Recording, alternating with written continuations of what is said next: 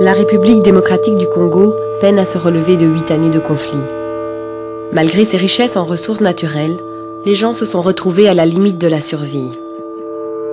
3 millions de personnes ont perdu la vie et des millions d'autres leur maison et leur famille.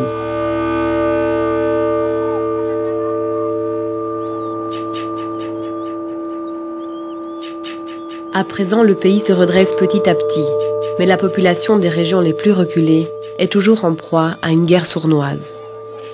Une guerre menée par des hommes armés et à cause de laquelle femmes et enfants payent un lourd tribut.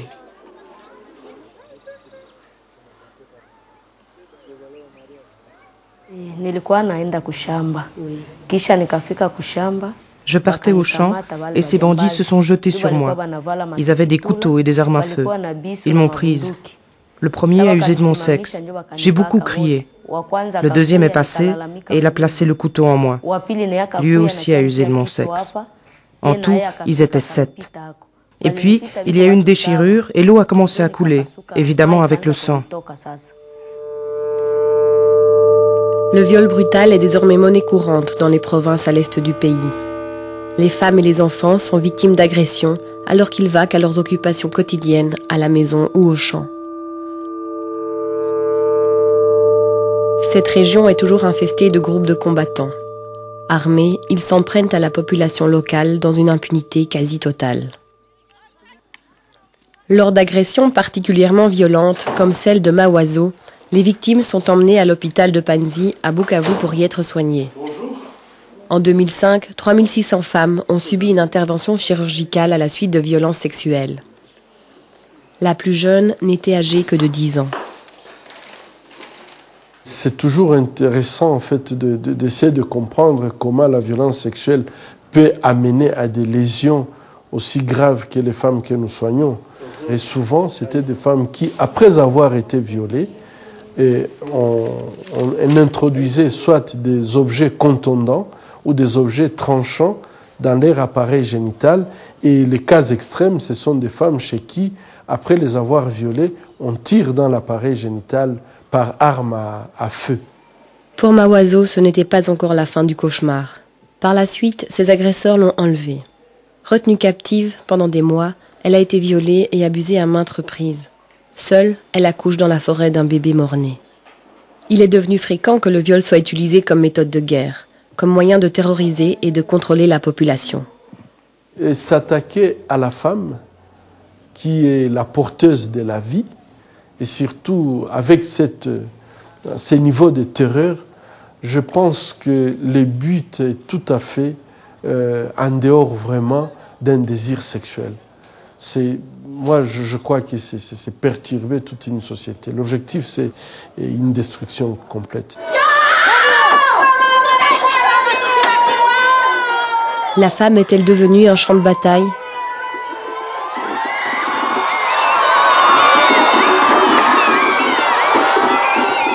Les scènes sont choquantes. Le viol est encore un sujet tabou et les victimes sont censées souffrir en silence, dans la honte et dans la peur.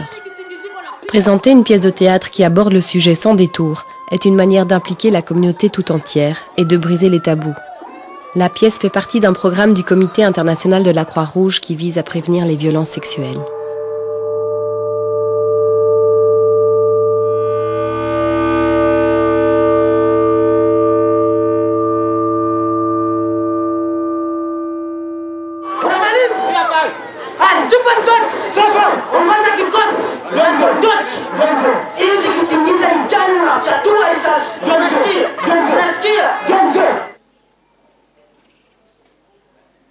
Le CICR apporte aussi un soutien aux victimes de viol. Les femmes reçoivent une assistance médicale, la pilule du lendemain et les traitements pour prévenir le sida. On leur propose aussi une écoute et un lieu où elles peuvent parler en toute sécurité à d'autres femmes qui ont vécu les mêmes expériences traumatisantes. Par notre action, le volet psychosocial notamment, on essaye de travailler à travers les associations qui suivent ces mamans. Au-delà de cet aspect-là, il y a tout le volet économique. Les conséquences pour ces mamans, c'est qu'elles ne peuvent plus aller au champ. Donc, elles ne peuvent plus aller cueillir de quoi nourrir la famille entière. Et donc, elles ne peuvent plus vendre leurs produits au champ. Les gens ne viennent plus au marché. Et donc ça a des conséquences économiques catastrophiques.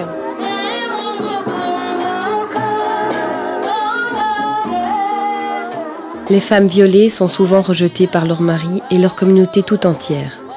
À la violence physique viennent ainsi s'ajouter une souffrance psychologique, la honte et l'exclusion. Par le biais du théâtre et de la chanson, les acteurs montrent que ce ne sont pas les femmes qui sont responsables de ce qui leur est arrivé. Les paroles disent « Les femmes ont besoin de tout notre soutien, pas de nos reproches ».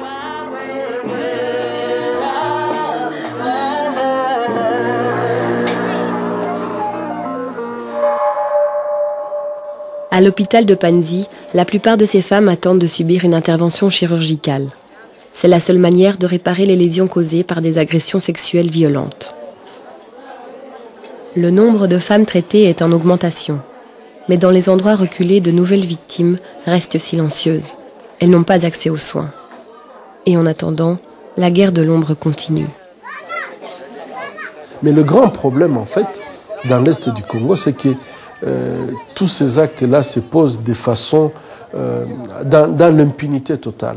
Et je pense que lorsque les gens ils pensent qu'ils peuvent faire n'importe quoi sur leurs semblables sans loi, sans poursuite, ça continue. Et là, vraiment, c'est un appel à toutes les bonnes volontés, à toute la communauté internationale, les hommes de bonne volonté, de pouvoir s'élever comme un seul homme pour dire assez. Il faut que ça arrête. La solution pour que tout ça cesse, c'est que les combats cessent, qu'on saisisse les armes de tous ces bandits et qu'on les punisse.